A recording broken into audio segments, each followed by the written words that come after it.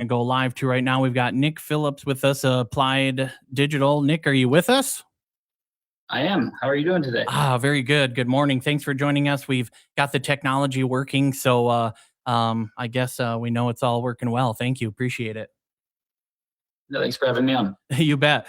So you are with Applied Digital, and I thought maybe I'll do a quick touch on what we'll talk about, but you could tell us a little bit about yourself and the company. In topical news of the area, there are some discussions of a potential data center, is kind of the term, being put in Deuel County. There's discussions in the Sioux Falls area. You see some, I think you're dealing with, and that's been completed in Ellendale, North Dakota. Nick, tell us a little bit about yourself and Applied Digital as a company there.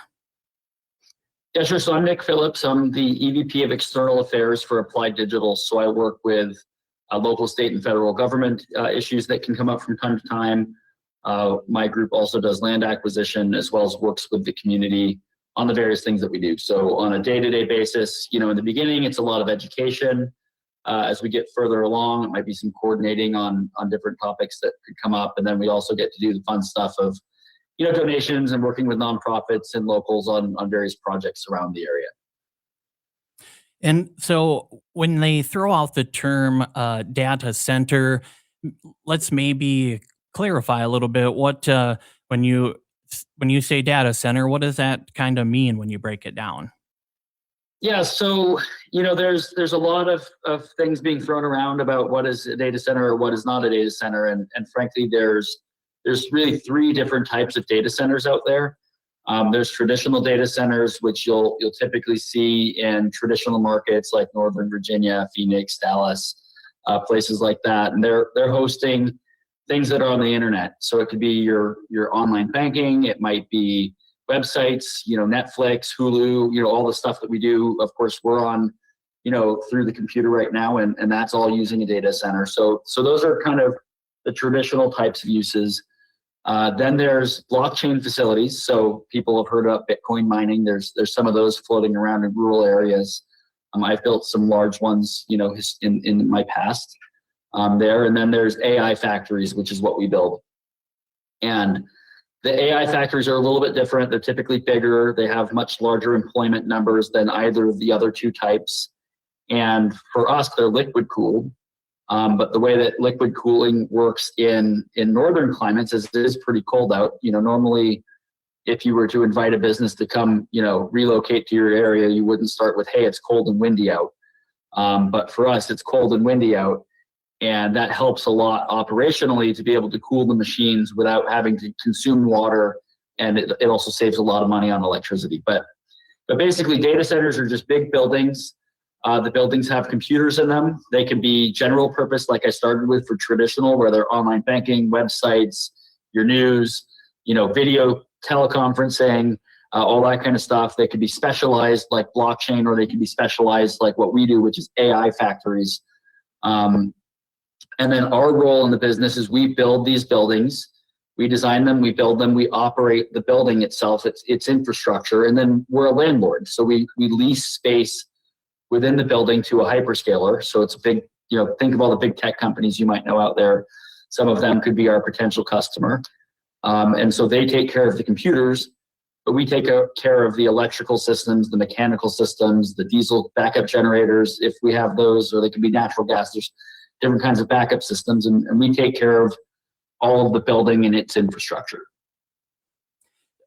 You touched a little bit there, Nick, on the liquid cooled. I have been doing some research as this has kind of become topical in our area. And as anybody knows, if you're looking at anything online, shoes, whatever, you start to get served different ads and now news stories too. But I've come across some where they use an exorbitant amount of water, or they're pumping, I don't know if it's polluted water necessarily, but they're pumping water back in, out, and things like that. But you mentioned, is it like a loop system or something then that with that liquid cooled, or? Yeah, so for us, it's a closed loop. So if you think about the way that your car works, assuming it's a combustion engine, not an electric car, but a combustion engine, there's coolant that you put in the radiator when they first make the car. It gets pumped, through the engine. It takes some of that heat through the liquid. It goes back to the front of the car into the radiator, and then air blows across it as you drive down the road, and so that helps get the heat out of the engine and keeps the engine running well. And then from time to time you might put a little extra coolant in there, but it's not every time you fill up gas or something. It's typically very infrequent. And then of course your coolant stays in that car in that closed loop system for a very long time. So what we build is very similar to that. So what we have is a closed loop system. It's a little more advanced, right? So just like your engine in your car would heat up that fluid, the computers heat up the fluid that comes out. It comes out of the building. It goes through radiators. Those radiators can just be, they're dry radiators, but they can either have the fans on or have the fans off. If it's a hot day, you want to blow air across it, versus if it's a cold day, you don't need to blow air across it, because it's just, sometimes it gets cold in South Dakota. And so when it's cold, you don't need that. And then it comes back into the building. And if the temperature is cool enough, it just goes back through the computers and it just goes through a circle. And that's all that it's doing. If it's a very hot day out, then maybe we run chillers, which use electricity to cool the water down further. But we consume zero water for the cooling itself, none whatsoever. The things that we consume water in the building are going to be hand washing, kitchens, bathrooms, things like that. It's a very low amount of water consumption. You can think of it like a household for a single building. Depending on what we do outside, we might choose to do, plants, trees, make the area beautiful, right? It's nicer than just having a big gray box, and we'll do irrigation out there. But what we like to do with the irrigation is we catch rainwater. So outside you'll see ponds. And those ponds are there because, these are big buildings. The building itself is 907,000 square feet. So it's a pretty big footprint, 20 acres, for a building. Plus there's parking lots and a substation and other things out there that water can't soak into the ground. So you have a choice. You can either just let that water run off and flood all your neighbors. But as you know, in the Midwest, whiskey's for drinking and water's for fighting. Mm-hmm. So you don't do that. What we do instead is we have retention ponds, and we catch that water. We can use it for irrigation for ourselves.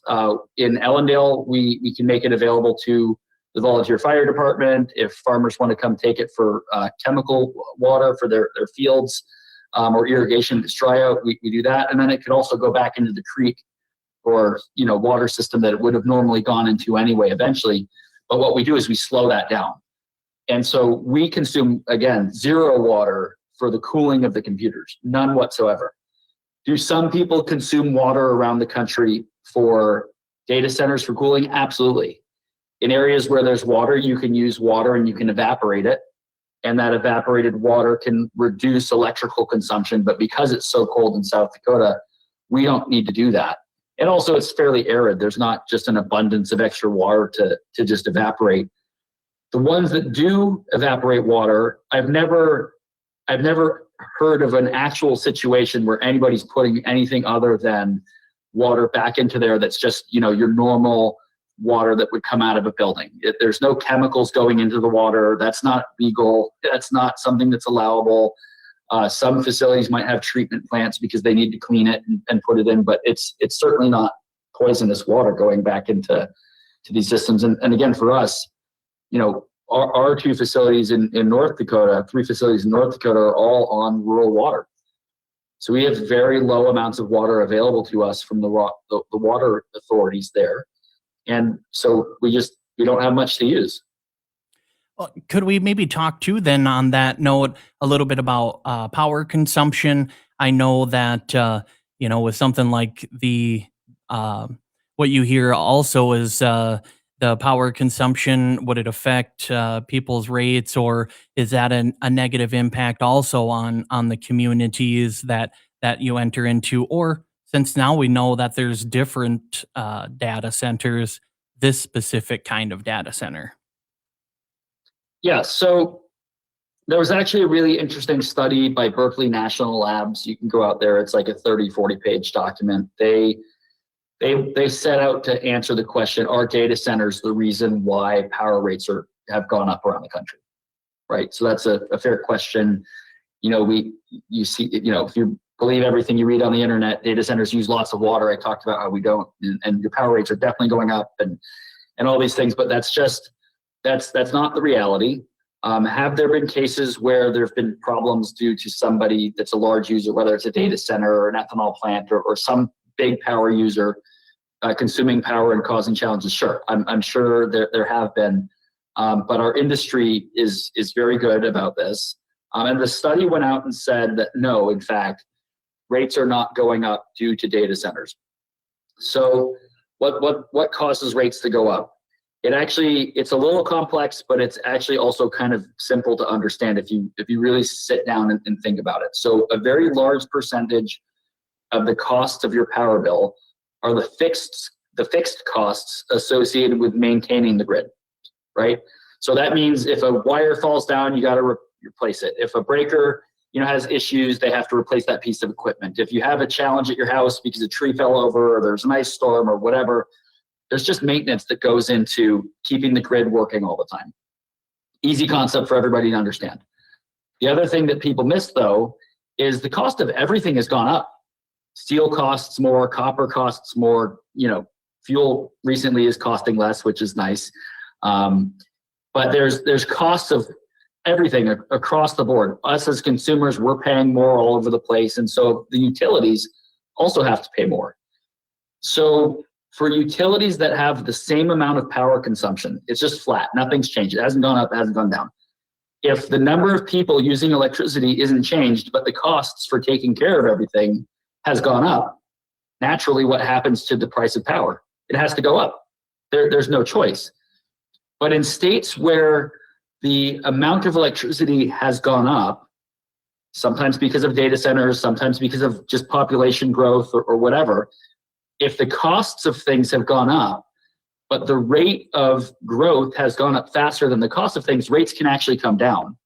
And so if you look at North Dakota, which is where we have 100% of our data centers that we've built operating today, from 2019 to 2025, so over 6 years, the state is consuming 40% more electricity in the state now than it was before, right? So 2019 versus 2025.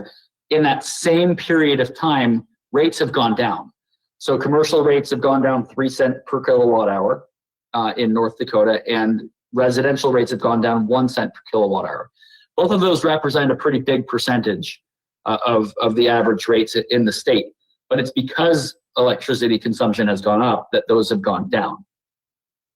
In Ellendale, which is our largest facility, and I can talk numbers about that, what's the consumption look like, but in Ellendale, we're in a location where there's a very large amount of wind. Deuel County, also where we've proposed, has a lot of wind in that area. And so what attracted us to Ellendale is that there's about 2,000 megawatts of wind generated within 100 miles of the area. Some of it's in North Dakota, some of it's in South Dakota. And that wind all concentrates to the substation right next to us. And the transmission lines that take energy out of that substation are too small. They're not big enough for the amount of wind that's there. So with power, if you make energy, but you can't send it somewhere, it doesn't work. It's just like water. You can only stuff so much water into a pipe before the pipe is full. Electricity works very similar to water in some ways. And so when the transmission lines aren't big enough, what they do is they have brakes, like on your car kind of, on those windmills, and they stop them from spinning. So they don't produce energy. And if they're not producing energy, but they're there, that's a missed opportunity. And in our case in Ellendale, we are able to now use electricity that otherwise wouldn't be produced because that transmission line's not big enough.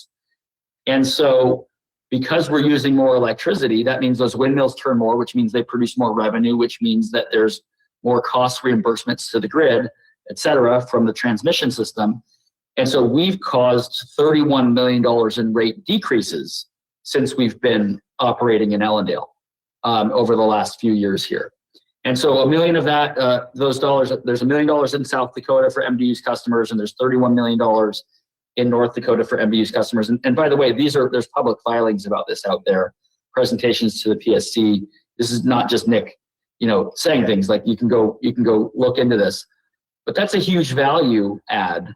And there's a lot of rumor that there's a transmission line being built from Ellendale to Jamestown. There's a rumor that that's just for us. That's a reliability issue. Will it help us? Yeah, because we're a consumer. Like, more reliability is good for us. But that was originally planned before we were even a business. We went and we started business in 2021. I was the 5th person to join. And that transmission line, JetX, I think they've been talking about that for 8, 9, 10 years, something like that. It's been a long time. And so for us, we're actually producing a huge amount of benefit to consumers. Doesn't mean that rates are definitely going down for everybody just because a data center pops up. But what I do know is there's 3 entities that care a whole lot about the rates. It's and reliability, right? So there's the Regional Transmission Organization, RTO. So in the case of Ellendale, that's MISO. In the case of Deuel County, it's also MISO.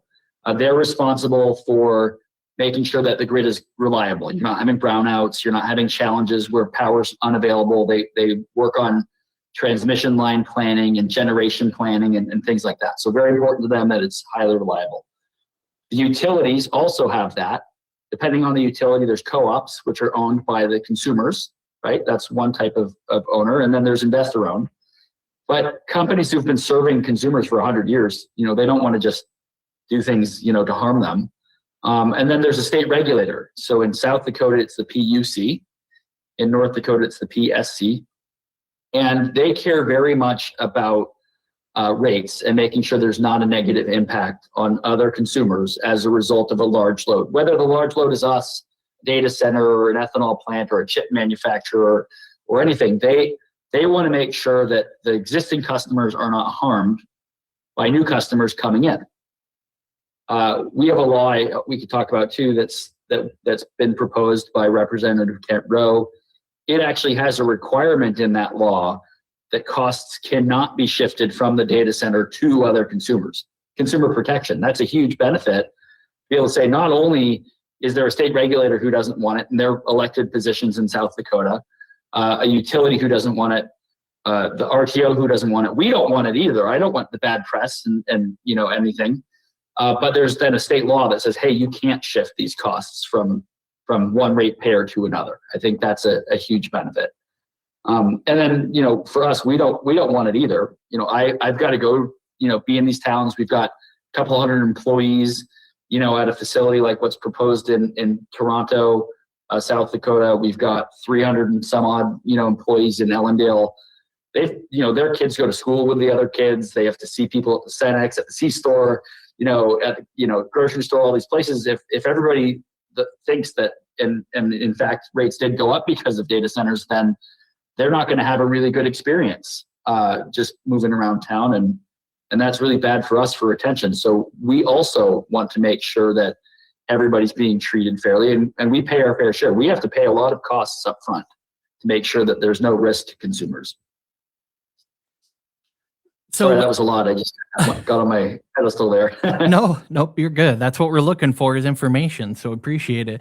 So when you're looking at moving these into a community, and we talk about North Dakota, and I've heard this thrown out here and there as well, and get asked in the newsroom, if you will. But you have crews that are going to come along. You've got people that this is what they do for a living. So this is going to be stereotypical for a moment, but it's the worst case scenario, but another probably rumor mill situation. But you hear of we got construction crews coming to the community. Is it rough and tough guys, or is it like the oil crews? Sometimes you have a rough and tough oil crew moves to town, and that's what comes into your community, and that can make some people anxious. Yeah. You hear about any of that with data centers as well, or what? So not with data centers. I spend a lot of time in communities chatting with people. My team, external affairs, this is what we do. Like we go, we'll go to the local gas station and have coffee with folks and have a chat. We'll do town halls. People do bring this up. We talked about water. We talked about the power rates. This is the next one, that people definitely bring up. And I know there were some challenges in the Bakken, back, 2010, 8, 9, 10, some kind of range. I don't hear about those challenges out there really anymore. That's really stabilized.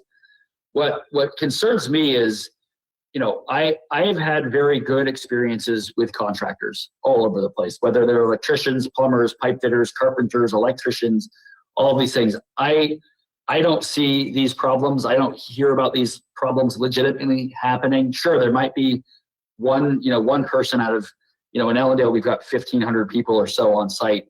If there's a challenge with a person, that could happen, certainly. But I don't think that the contractors that are floating around South Dakota are a bunch of, drug addicted criminals who are doing all these terrible things. And by and large, we try to hire South Dakotans to do these jobs. And I have a healthy respect for the trades.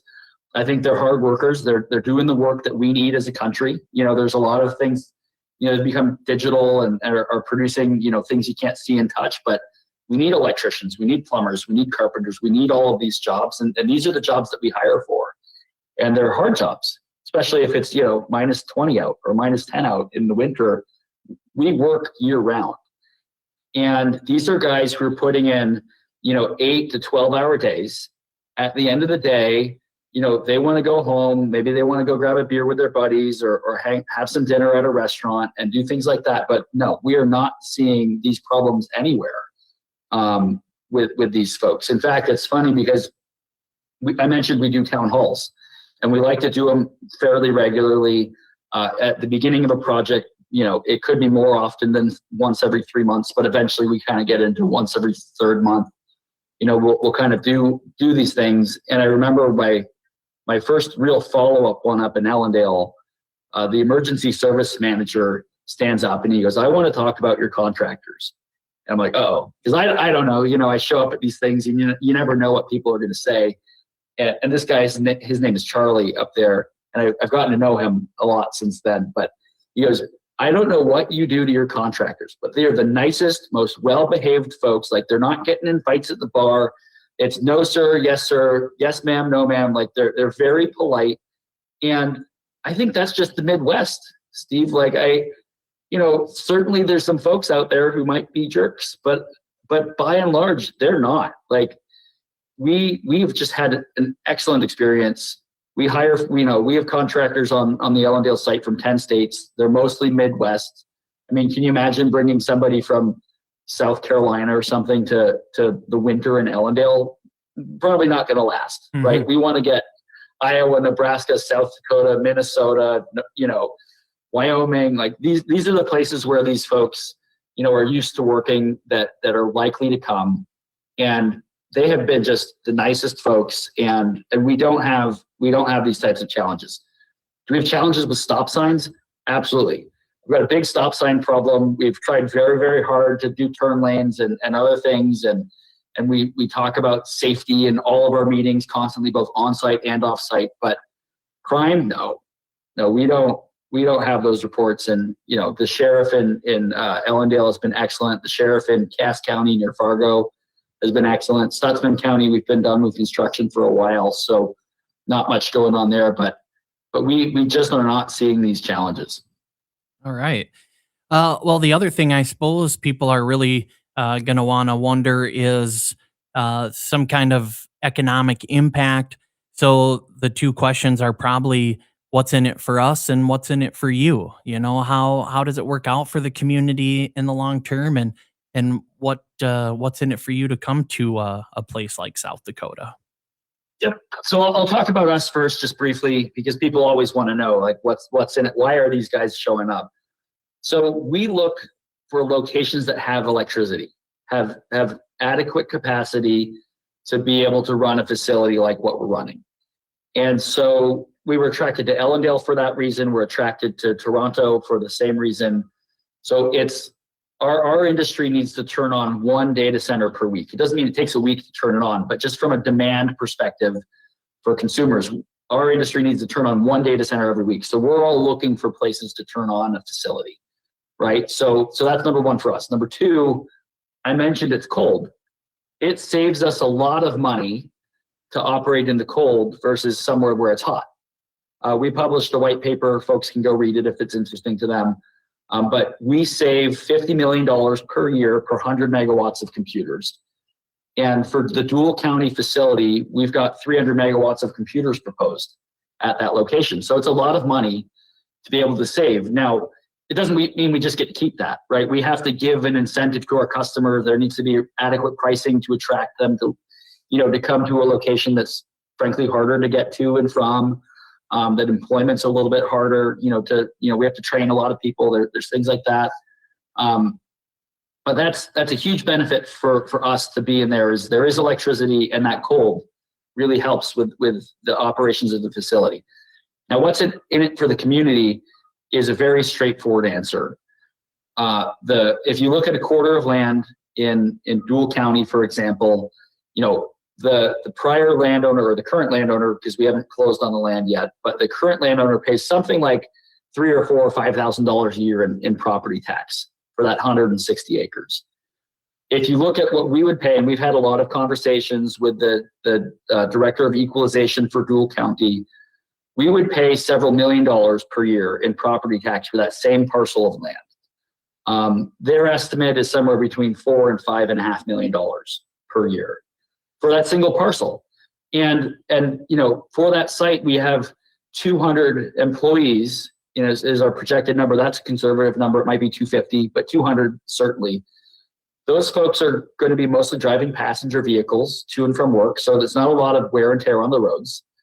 They'll have some kids, but hopefully we'll hire a lot of locals if we can. In Ellendale, we've managed to hire about 50%, a little more than 50% of our people from within 75 miles of Ellendale. And so we're not taking people far away, importing them. Some, move into the location, but typically, again, from the colder states, not always, but typically. And so that's just extra property tax for the county, which is a huge deal. If there's any way, there's a lot of talk about property tax reduction for South Dakotans in South Dakota. I've heard about a lot of plans. I haven't heard of one that makes any more sense than just bring in somebody who's willing to pay a lot of property tax on a small piece of land. We're willing to pay a lot of property tax on a small piece of land, and we're not coming in and saying, hey, give us a deal. Give us a pilot program, which is a payment in lieu of taxes. Give us, a discount. We're not asking for any of that. We're willing to pay those taxes. We might work with the county on some programs or something maybe, but we're eligible in North Dakota. We just haven't even asked. We just pay the property tax. So property tax is a huge deal. And by the way, Deuel County, South Dakota has about $1 billion of total property taxable value in the county. We're talking about being 300 to 400 million, right? So 30-40% increase in property taxable value in a county. The commissioners, whether they do it or not, if it's feasible or not, the commissioners have told me, and they've said publicly, that part of their plan with those extra dollars that would be coming in is to give property tax relief to other people in Deuel County. What a deal. The school district gets about half of that. It's a little more. I think it's either 53 or 58%. I forget which county is which, but more than half of the property tax dollars goes right to the school district. The other thing is sales tax on energy. South Dakota charges sales tax on energy, and we expect to pay a little bit more than $10 million a year in sales tax on the electricity we would use. And then the other benefit is that the electrical infrastructure we would have to pay up front again to do some improvements. The utility tells us they expect to pay about $3.5 million in centrally assessed taxes, to the state. So if you just add all that up, and I'll give it a range, but somewhere between $17.5 and $19 million a year from one single project is paid every year going forward. That doesn't include sales tax in the first year and a half to 2 years, which I expect to be somewhere around $18-19 million. It doesn't include the excise tax on construction, which is some extra dollars, inside of there. It doesn't include, the contractors eating at restaurants or staying at hotels, which means extra money in the community and taxes that are associated with that, or any of that other stuff. Just directly paid by our project and our organization, $17.5 to $19 million a year, and $19-ish million year 1 to 2. but there's other things, because every economic impact study always talks about the other stuff, but our direct paid numbers are so huge that I just talk about those. And then a couple hundred jobs, which I think is a great number in Deuel County. It's not 2 or 3 or 5,000 people going to a factory every day. That would be a much bigger impact. It's a couple hundred people. So I think there's more benefits than that, but those are the simplest, easiest to kind of just lay out there. Okay. And for some that say, they don't use AI, they don't want to use AI, and that is generally what is associated with a data center. But after a little bit more research, I kind of was surprised to find out what all actually runs through a lot of those processing centers. Could you maybe mention a few? I don't know if it's unique, but I even saw like a old rotary phone system. The phone system basically still runs through there. Some of those things, could you touch on? What uses it? Yeah, so data centers, touch everything really at this point. You've got your car. Your car has a map on it, maybe it doesn't, but if it's got a map or sensors, or if you've got a phone that can see your car, there's that. Your online banking, if you watch Hulu, if you watch the TV, anything really you do is touching a data center. I did hear that the other day. Someone's like, well, if you don't like data centers, just go get a rotary phone. I'm like, nope. Even, any phone you pick up, a landline is still going to hit a data center. We do, in fact, build AI factories. They are for AI specifically. That's what we build. But no, data centers touch every facet of our lives. And here's the thing about AI. If you use Google, you're using AI. If you use, just cruising on the internet, if you're on Facebook, you're on social media, there's AI tools in there that are helping provide you content that's relevant to you. There's AI really in everything. And what's really blows my mind is if you go back to the beginning of Google, right? Beginning of Google, there was 0 searches per day. It took them 11 years to go from 0 searches per day to 1 billion a day. ChatGPT, which is probably the most popular AI tool out there, took 2.5 years to go from 0 queries per day to 1 billion a day. 2.5 years. It's here, it's adopted. Now, here's the other thing. Let's say nobody in Deuel County, let's say nobody in South Dakota uses AI at all. That's not reality. People are using it every single day. But pretend they don't. The data centers serve everywhere from anywhere, right? So we're able to build a facility somewhere and serve anywhere. So if you decided, we build in South Dakota gets those benefits we talked about, the property tax, the high-paying jobs, things like that. If it's not built in South Dakota, you don't. But AI still exists either way, right? It's out there. People are building these facilities all over the world, and if we want to stay, dominant as a country, we need these things built here. We don't need China. We don't need Russia. We don't need other countries, taking the lead in AI. That's not good for us from a business perspective, from an economic perspective, national security, you name it. We should be building these here in the United States. And if we're going to build them in the United States, what better place to build them than South Dakota? It's a net exporter of energy. It's cold climate that we like. We found a lot of great South Dakotans. There's South Dakotans doing these jobs right now today. Most of our workers are electrical workers, mechanical, plumbers, carpenters, facilities maintenance, snow removal, all the stuff you see all over the state. There's a small number of high-tech jobs. We have to train folks on those. But by and large, these are jobs South Dakotans are doing. So why not get the benefit for the thing that's going to exist either way, right? And I think it's a great deal. In terms of AI, people get worried about AI. I heard, somebody told me that they were at a meeting and someone said, well, I lost my job due to AI. I don't think so, not yet. There might be some jobs that go away, but same thing for people with carriages and horses, right? Like that's changed. Like most of us have cars now. There's a lot less carriages and horses out there. Technology changes. AI is a tool. It's just a tool. It helps me write letters. I don't have to write near as many letters now. It takes me like 10 minutes to write a letter where it could take me days, before to kind of get the wording right. But medical has been huge. Farming has been huge for AI. Oil and gas has been huge for AI. On the medical one, my wife had a little skin cancer on her hand. And, she got a little biopsy of that, gave us back this, 30-page report. She took that, uploaded it to ChatGPT and said, what does all this mean? ChatGPT gave her a list of questions to ask her doctor. So you've been to the doctor, you go in, they got 5 minutes with you, and then they're out of there. ChatGPT gave her a list of, questions to ask the doctor. She got out of there with a cream. Doctor started out, we're doing surgery, we're going to cut this out, we're going to do all these things. She got out of there with a cream, cancer's gone.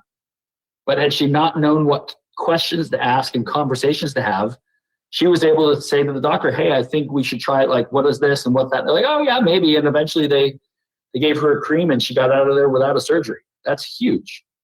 Oil and gas, they're improving production, delivery of oil and gas. That's good for fuel prices. And then on farming, if you haven't heard of it, Grand Farm up near Fargo, it's out to the west of Fargo, has a bunch of test stuff going on. And they've got imagery, they've got soil analysis, they've got all these things where you could look at systems and say to a farmer, hey, irrigate here better, fertilize there differently, plant these seeds instead of those seeds, and they're getting better crop yields out of it. And the thing is anybody who doesn't figure out, hey, I should use these tools is just going to get behind. I mean, a family used to be able to make a living off of a single quarter of land. You could make a living. You and your family could make a living off of that. That is not the case anymore. You're out there with one of those manual mowers, cutting down your wheat, swinging it around, those, big round scythes or whatever they're called. If you're still doing that for farming, you're not doing so great as a farmer. You're not paying your bills, right? Technology has changed. This is just an extra tool for us to utilize. So it kind of seems like you're in a situation whether it's kind of you take advantage of the opportunity or not, really. So you're looking at the South Dakota, North Dakota area. So I guess it's up to the state if they want to take you up on the offer, kind of is what it sounds like. Yeah. So yeah, exactly. So in South Dakota is one of only 2 Midwest states that charges sales tax on the data center computers and equipment that's in there. Right now, because that's the law, we can't build one of these facilities in South Dakota. So there's a proposed law. Representative Kent Rowe has brought that forward. I spent the past year or so spending a lot of time with him and others. We traveled all over the state. I've been to the Deuel County Commission 3 or 4 times. First one was just an intro. Then there was an interrogation for like an hour and a half by some local folks who came, which was great. Like, they had a lot of questions like what we talked about today. And I think that dialogue is the most important thing. And then I've been another time that was recorded and put online. And then we also did a tour around the state. We did a couple of events in Sioux Falls, Watertown, and Rapid City, answering questions for folks. And out of that came these types of questions. And so now there's protections for consumers inside of the proposed law. And the proposed law would allow us to not pay sales tax on just the data center equipment. There's other things, the buildings, the bricks and sticks, that we still have to pay sales tax on, just like everybody else. But it levels the playing field versus the other states in the country. And there's 42 states in the country that don't charge the sales tax or have some sort of incentive, on sales tax to attract us to come. And it just levels the playing field. South Dakota and Colorado are the only 2 Midwestern states that don't have this, that do charge sales tax on data center equipment. They're also the only 2 states in the Midwest that don't have these multi-billion-dollar data centers with the great paying jobs and property taxes and everything else that comes along with it. All right. Wow. Well, I think that's all I had for questions for you. So I want to make sure, though, before we wrap up, I give you a moment if you've got anything else that you want to cover before we wrap up. And then when we do upload this too, we'll make sure for anybody listening that we'll get any information that Nick sends us and their links as well. And then your local representative, so you can ask them questions or whatever you need to do there. But yeah, Nick, is there anything that you do have too that you want to kind of wrap up with, if you will? Yeah, I think it's just important to, spend the time. It may sound scary, it may sound complex, but if you spend the time to look at it, I don't see any better economic development opportunity, for the state of South Dakota right now than bringing folks in that are very compatible from a workforce standpoint, to very small land usage, very low water usage, a kind of perspective. And there may be an added benefit of rates going down for consumers. Whether that happens or not, I don't know, but I do know that they don't go up. And so seems like just a great opportunity. If South Dakota chooses to not embrace the opportunity, that's fine.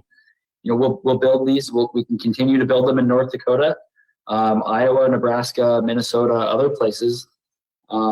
But South Dakota Energy is already powering these facilities in other locations. So why not bring home the benefits of having these facilities right in the state? All right. Well, District 4 is kind of where they're looking at building right now. So we'll make sure the information's out there for you. And Apply Digital, your website, is that, Nick, probably the best place you think most of your information is if they are looking to get a little more education?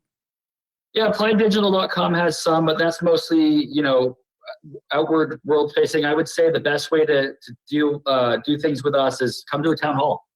We have in-person meetings. You ask me questions directly. I'll be there. I do a lot of these things. We try to make them convenient, for especially people who are nearby. So feel free to reach out. They can email us, community@applieddigital.com. Just ask to join our newsletter, and that way they can get those announcements. Let us know that they're in South Dakota, and we can make sure that they get invited. But that's a great way to do it. Social media, LinkedIn is out there. We've got some social media posts on Facebook, of course, and things like that. But just come to some of our events. See for yourself. Ask questions. Make sure though that it's based on reality. There's a lot of things out there, unfortunately, that are based on other experiences. That's not what we're up to. So. All right. Well, we appreciate you taking time out of your day to try to educate us on what we've got going on in our community and kind of right in our back door here. And we'll make sure we get that information out to as many as we can. And maybe we can connect with you a little bit closer to another town meeting and to let people know about that as well. So we appreciate that.